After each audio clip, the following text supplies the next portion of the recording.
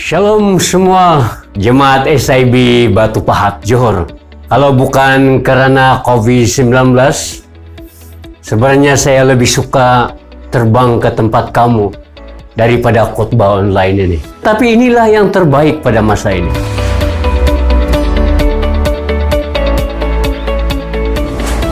Saya berdoa agar firman Tuhan ini dapat menghibur, mengajar, menegur, dan membetulkan serta mendidik kita semua ke arah kebenaran.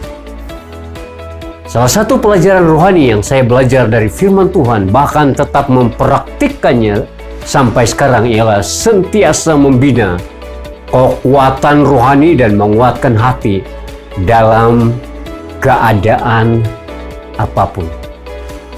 Itulah sebabnya saya terpanggil untuk menyampaikan khotbah ini dengan tema membina kekuatan rohani dalam apapun keadaan untuk Anda semua.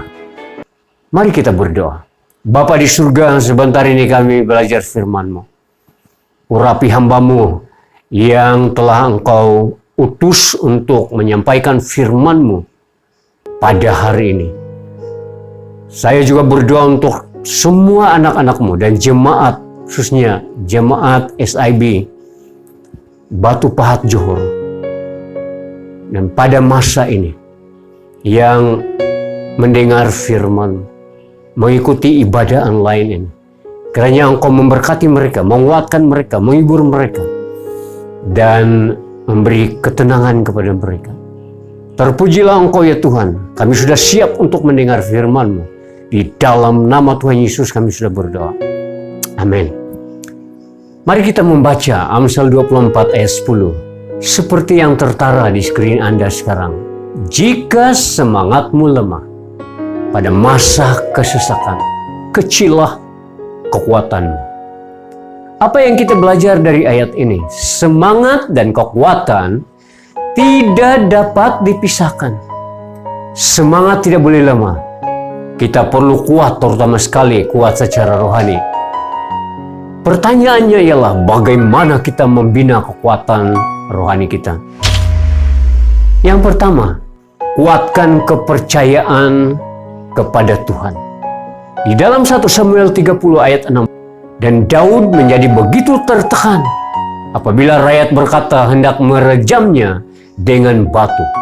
Memang seluruh rakyat itu berasa amat pedih lantaran tertawanya anak masing-masing, baik lelaki maupun perempuan. Namun begitu Daud menguatkan hati di dalam Tuhan Allahnya. Saudara, tanggung jawab kita adalah menguatkan hati kita di dalam Tuhan.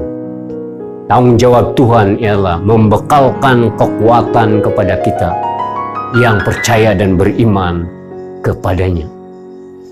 Apa yang terjadi sebenarnya pada waktu itu terhadap dalam hidup atau diri Daud? Pertanyaan yang mungkin juga kita tanya. Pernahkah kita mengalami masa paling sukar sehingga tidak ada air mata lagi keluar karena terlalu menangis? Sebenarnya itulah yang dialami oleh Daud.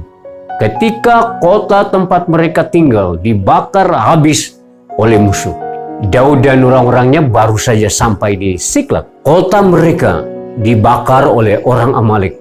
Dan semua orang di Siklag, di kota mereka itu, tua muda, lelaki perempuan, telah ditawan oleh orang Amalek, orang yang bersama Daud.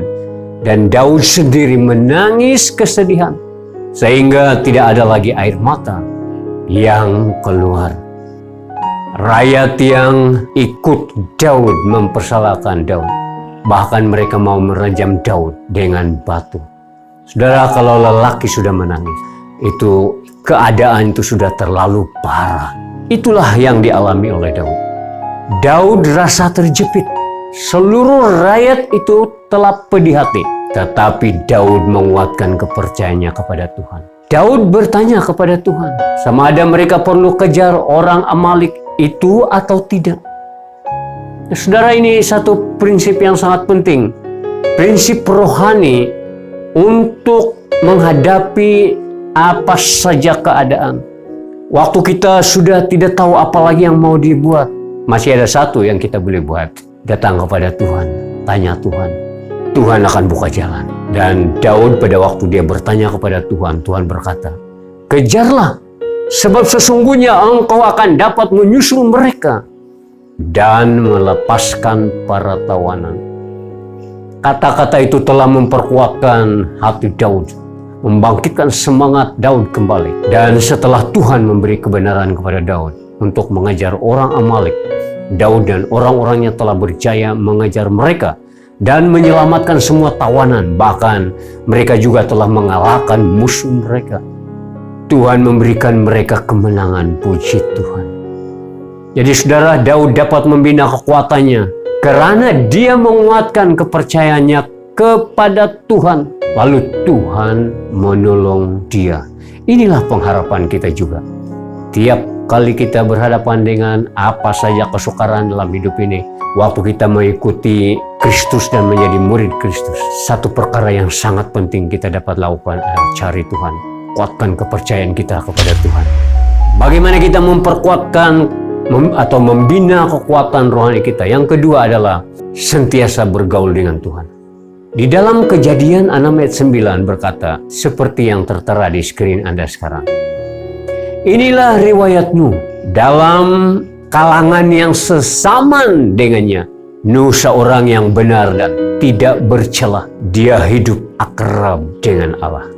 Di dalam Kejadian pasal 6 ayat 7 hingga 8 dikatakan, berfirmanlah Tuhan, aku akan menghapuskan manusia yang telah kuciptakan, maupun hewan dan binatang-binatang melata, dan burung-burung di udara, sebab aku menyesal bahwa aku telah menjadikan mereka. Ayat 8, tetapi Nuh mendapat kasih karunia di mata Tuhan. Nah saudara, mengapa hanya Nuh dan family-nya mendapat kasih karunia di mata Tuhan? Karena mereka bergaul dengan Tuhan. Berhubungan Nuh dengan Tuhan itu dekat sekali. Ini satu prinsip yang kita perlu belajar. Kita tidak dapat membina kekuatan rohani kita kalau kita jauh dari Tuhan. Waktu kita dekat dengan Tuhan, kita mengetahui isi hati Tuhan. Bayangkan, Nuh disuruh oleh Tuhan untuk buat kapal yang besar, yang boleh memuatkan seluruh anggota keluarganya, dan bahkan seluruh binatang, semua binatang berpasang-pasangan, satu jantan, satu betina, dari semua jenis binatang. Artinya kapal itu pasti sangat besar. Dan Nuh juga membuatnya di tempat yang agak tinggi. Nah, bagaimana respon orang banyak ketika mereka melihat Nuh membina kapal itu? Belum ada tanda-tanda hujan pun, dan kapal yang dibina pun begitu besar. Mereka pasti menganggap Nuh ini gila. Tetapi saudara, ketika hujan turun 40 hari, 40 malam, baru orang ramai mulai sadar bahwa Nuh bukan gila. Kejadian 7 ayat 22 mengatakan, matilah segala yang ada nafas hidup dalam hidupnya, segala yang di darat. Nah, saudara, orang ramai yang jauh dari Tuhan dan mengambil keputusan untuk hidup tidak sesuai dengan kehendak Tuhan. Mereka tidak tahu hati Tuhan dan akhirnya mereka binasa. Itulah penghukuman yang sangat besar sejak dunia dicipta. Dan apa yang penting sekali adalah untuk kita yang sekarang ini, mari kita hidup bergaul dengan Tuhan. Waktu kita bergaul dengan Tuhan, Tuhan akan menyatakan isi hatinya kepada kita. Alkitab memberitahu bahwa Nuh mendapat kasih karunia di mata Tuhan. Membangun keluarganya di tengah-tengah masyarakat yang jahat. Dan yang menarik adalah istri Nuh juga kuat iman dalam Tuhan. Istri Nuh juga orang benar. Dia telah mengasuh 3 anaknya dan semua mereka percaya dan melayani Tuhan. Istri Nuh sungguh-sungguh tunduk kepada suaminya dan dia tergolong wanita terpuji. Inilah yang terjadi apabila pemimpin keluarga bergaul dengan Tuhan. Anak-anak dan bersama istri masing-masing layak masuk kapal itu. Dan kita tahu Nuh dapat membina kekuatan rohaninya karena dia bergaul dengan Allah. Bagaimana kita membina kekuatan rohani kita dalam keadaan apapun? Yang ketiga, membina kekuatan rohani melalui berdoa. Memang tadi kita belajar bergaul dengan Tuhan itu penting, dan di dalam pergaulan itu ada dua yang penting: berdoa dan mendengar isi hati Tuhan. Di poin ketiga ini saya mau memberi penekanan sedikit tentang peranan doa di dalam membina kekuatan rohani kita. Kita baca Daniel 6 ayat 10 seperti yang tertera di screen Anda sekarang. Apabila Daniel mengetahui bahwa surat itu telah ditandatangani, masuklah dia ke rumahnya. Dalam bilik atasnya terdapat jendela-jendela yang terbuka menghadap Yerusalem. 3 kali sehari dia bertelut, berdoa dan mengucap syukur kepada Allahnya seperti yang biasa dilakukannya selama ini. Ada satu yang menarik, perhatikan, 3 kali sehari dia bertelut, berdoa dan mengucap syukur kepada Allahnya seperti yang biasa dilakukannya selama ini. Saudara, apa yang terjadi sebenarnya pada masa itu? Ketika itu, Raja Darius melantik 120 wakil raja. Di atas 120 pegawai itu, ada 3 orang yang mengawasi mereka. Salah seorang daripada mereka ialah Daniel. Tetapi kebijaksanaan Daniel bahkan melebihi pegawai-pegawai lain. Lalu pemimpin-pemimpin lain menjadi iri hati. Saudara tahu latar belakang Daniel. Daniel bukan orang Babel. Dia adalah orang Israel. Dan waktu Nebukadnezar menawan Israel, mereka membawa Daniel ini dan beberapa kawan-kawan lain. Pada masa itu mereka masih lagi remaja dan dibawa ke Babel menjadi tawanan dan dilatih di pusat latihan Babel untuk berhikmat di istana raja selepas mereka graduate atau mereka lulus. Dan ada begitu banyak yang menarik yang terjadi di dalam hidup Daniel. Kalau kamu ada masa, bacalah Daniel 1 sampai bab 6. Waktu Darius melantik Daniel menjadi orang penting di dalam kerajaannya, ada banyak pegawai-pegawai lain iri hati. Lalu apa yang mereka buat? Mereka berusaha mencari kelemahan Daniel tetapi gagal. Akhirnya mereka temui satu, yaitu tentang ketaatannya berdoa kepada Tuhan dengan menghadap ke kota Yerusalem. Dia berdoa 3 kali sehari. Dan para pemimpin yang iri hati itu setelah gagal mencari kelemahan Daniel, mereka gunakan amalan Daniel ini, yaitu berdoa 3 kali sehari ini untuk menjatuhkan Daniel. Mereka mencadangkan kepada raja supaya membuat undang-undang larangan yang berkaitan dengan ibadat doa atau berkaitan dengan meminta sesuatu kepada dewa atau meminta sesuatu kepada Tuhan atau meminta sesuatu kepada siapa saja. Jadi larangan ini ada kaitan dengan itu. Undang-undang itu adalah dalam 30 hari tidak ada seorang pun boleh meminta kepada dewa atau manusia lain kecuali kepada raja. Raja pun membuat surat larangan itu tanpa tahu motif sebenar larangan tersebut. Daniel telah terperangkap dengan undang-undang baru itu. Adakah dia berhenti berdoa? Alkitab menulis dia tidak berhenti berdoa. Akhirnya Daniel dihukum dan dia dibuang ke dalam gua singa. Saudara, bagaimana Daniel menghadapi tantangan ini? Dari ayat apa yang saya baca dari kitab Daniel bab 6, Daniel tenang menghadapi situasi itu. Dia berserah kepada kedaulatan Tuhan. Dia dapat membina kekuatan rohaninya karena dia berdoa. Sekarang, yang bimbang adalah Raja Darius. Dia tidak tahu bahwa Daniel dijadikan mangsa larangan itu. Sepanjang malam Raja Darius berpuasa. Dia sangat sayang kepada Daniel sehingga dia kehilangan selera makan. Saudara, pada awal pagi itu, keesokannya Raja Darius pergi ke gua singa.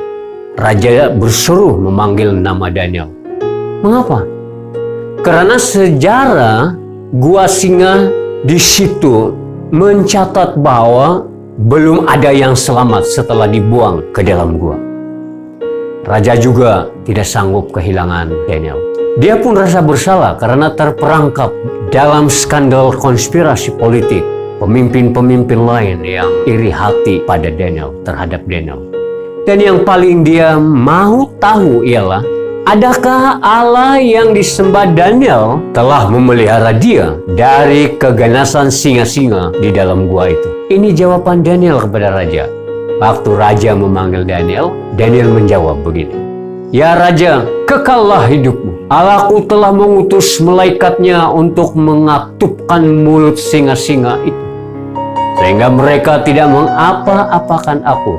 Karena ternyata aku tak bersalah di hadapannya, tetapi juga terhadap Tuanku. Ya Raja, aku tidak melakukan kejahatan. Dan yang menarik lagi, ialah melalui ketaatan dan iman Daniel, Raja Darius menjadi percaya kepada Tuhan. Bagaimana kita tahu Raja Darius percaya kepada Tuhan? Perhatikan isi surat perkelilingan yang dihantar oleh Raja Darius di seluruh wilayah kekuasaannya. Daniel 6 ayat 25 hingga 28, seperti yang tertera di screen Anda sekarang.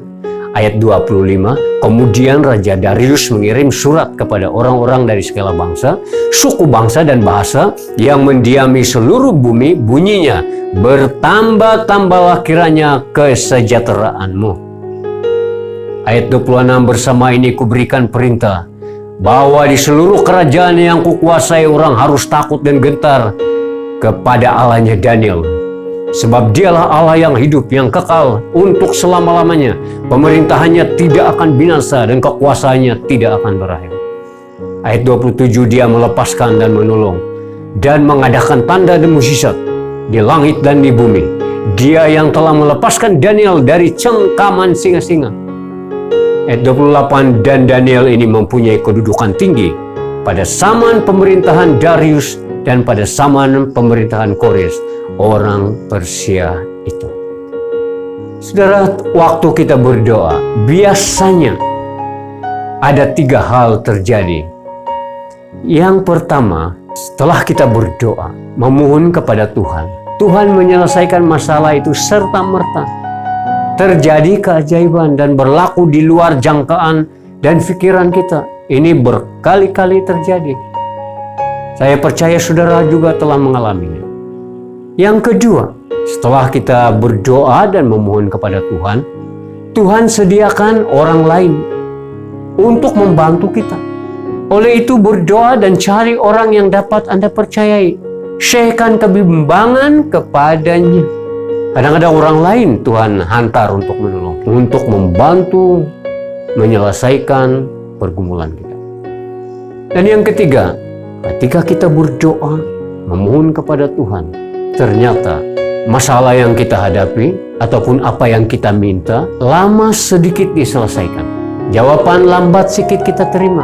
Tapi jangan bimbang, kalau itu terjadi pasti ada tujuan Tuhan untuk hal itu. Dia mau mendewasakan kita semua atau Anda melalui proses itu. Dan seandainya ternyata benar-benar kita tidak dapat menerima jawaban dari doa kita, orang yang sudah dewasa rohani pasti tahu mengapa Tuhan tidak menjawab doa kita. Kembali kepada Daniel. Daniel dapat membina kekuatan rohaninya melalui berdoa. Jadi marilah kita jadikan doa ini, berdoa itu disiplin rohani yang selalu kita lakukan dengan sukacita. Yang terakhir, bagaimana kita membina kekuatan rohani kita dalam keadaan apapun. Dalam waktu senang, waktu susah, waktu kekurangan, waktu kita berkecukupan, waktu kita kuat, waktu kita sakit. Pandang terus kepada Yesus. Jadi yang keempat ini, pandang terus kepada Yesus. Dalam Ibrani 12 ayat 1 sampai 3 berkata, ayat 1, oleh itu kita juga yang dikelilingi dengan sebegitu ramai saksi, hendaklah menjauhi beban dan dosa yang amat mudah menjerat kita, dan berlari dengan gigih dalam perlombaan yang ditentukan bagi kita.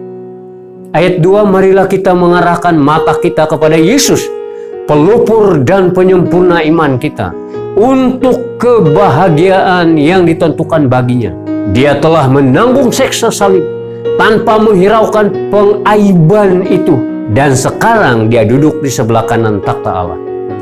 Ayat yang ketiga, fikirkanlah dia yang tabah menderita apabila orang berdosa memusuhinya, supaya kamu tidak berasa bosan dan tawar hati. Saudara, ayat ini memberitahu kita bahwa ada banyak orang yang sebelum kita yang setia mengakhiri hidup mereka dengan baik. Sebahagian daripada mereka disenaraikan di dalam bab yang ke-11 kitab Ibrani.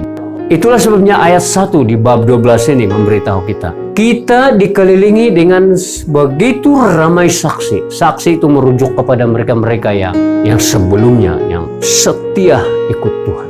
Kalau mereka boleh setia, kalau mereka boleh kuat, kita pun boleh kuat. Kita menyembah Tuhan yang sama. Roh Kudus yang mendiami dan menguasai hidup kita sama. Dan saudara, Rasul Paulus yang sentiasa memandang kepada Yesus berkata dalam Filipi 4:13, aku dapat melakukan segalanya melalui Kristus yang memberiku kekuatan. Konteks ayat ini adalah pada masa Rasul Paulus mengalami kekurangan, bahkan penderitaan, penganiayaan dan sebagainya, waktu sendirian, waktu tidak tahu apa yang mau dibuat lagi sebenarnya. Tetapi waktu dia datang dan memandang kepada Kristus, dia membuat kesimpulan ini, aku dapat melakukan segalanya melalui Kristus yang memberiku kekuatan.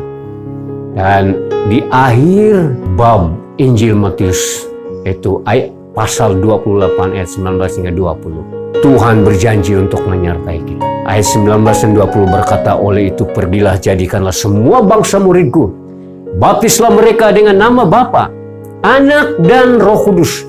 Ajarlah mereka supaya taat akan segala perkara yang telah kuperintahkan kepadamu. Aku akan sentiasa bersamamu hingga ke akhir zaman. Dalam pengalaman hidup ini, saudara, ada masa kita khawatir, lemah, kecewa, berbuat dosa, tertekan, bimbang, kesepian, tidak bahagia, kurang iman, hilang keberanian, masalah keuangan, hilang arah, hilang damai, berada dalam lembah kekelaman, masalah dalam pekerjaan, dan lain-lain. Tetapi ingatlah, Yesus tidak membiarkan kita hancur berhadapan dengan semua rintangan itu. Yesus berkata dalam Matius pasal 11 ayat 28, marilah ke sisiku, wahai semua yang jeri lelah dan memikul beban berat, aku akan memberimu kelegaan. Darah pengharapan kita di dalam Yesus Kristus. Kesimpulan, kita dapat membina kekuatan rohani kita dengan satu, menguatkan kepercayaan kepada Tuhan. Masih ingat lagi saudara, dari apa yang saya sebut di awal, tanggung jawab kita adalah memperkuatkan kepercayaan kita kepada Tuhan. Tanggung jawab Tuhan ialah membekalkan kekuatan itu kepada kita. Yang kedua, sentiasa bergaul dengan Tuhan. Waktu kita bergaul dengan Tuhan, terjadi komunikasi yang baik. Kita mengetahui isi hati Tuhan. Tuhan mendengar hati kita. Dan di situ tercipta kekuatan. Dan yang ketiga, kita dapat membina kekuatan rohani dengan berdoa. Waktu kita berdoa, kita langsung online dengan Tuhan. Dan Tuhan akan menyalurkan tenaga, kekuatan dari surga. Supaya kita boleh berdiri teguh di bumi ini. Kita menghadapi sebarang cabaran. Yang keempat, memandang terus kepada Yesus. Pandang terus kepada Yesus. Dalam keadaan apapun, pandang terus kepada Yesus. Saudara, saya harap firman Tuhan ini telah memberkati kita semua dan membangun iman kita, mengubarkan hati kita, dan juga menyadarkan kepada kita bahwa kita tidak boleh lemah semangat. Waktu kita ikut Tuhan, marilah ikut Tuhan sungguh-sungguh. Mari kita berdoa. Bapa di surga, firman-Mu sudah diberitakan. Kiranya firman-Mu itu mendapat tempat di dalam hati semua yang telah mendengar. Firman-Mu bertumbuh dan berbuah dan menjadi kekuatan hidup kami. Terpujilah Engkau ya Tuhan. Berkatilah anak-anak-Mu yang telah mendengar. Berkati hamba-hamba-Mu di gereja SIB Batu Pahat Johor. Beri mereka kekuatan, berkati pelayanan mereka, berkati gereja mereka, dan seluruh jemaat di sana, berkati pekerjaan mereka, berkati kesehatan mereka, berkati anak-anak mereka. Dan biarlah Tuhan Engkau sendiri yang melindungi mereka dari segala ancaman sakit penyakit. Dan lebih daripada itu Tuhan, Engkau menjadikan mereka garam dan terang dunia, bersinar seperti bintang di dunia. Terima kasih Tuhan, terpujilah Engkau. Terima kasih Bapa. Di dalam nama Tuhan Yesus kami sudah berdoa. Semua kita yang percaya kita katakan amin.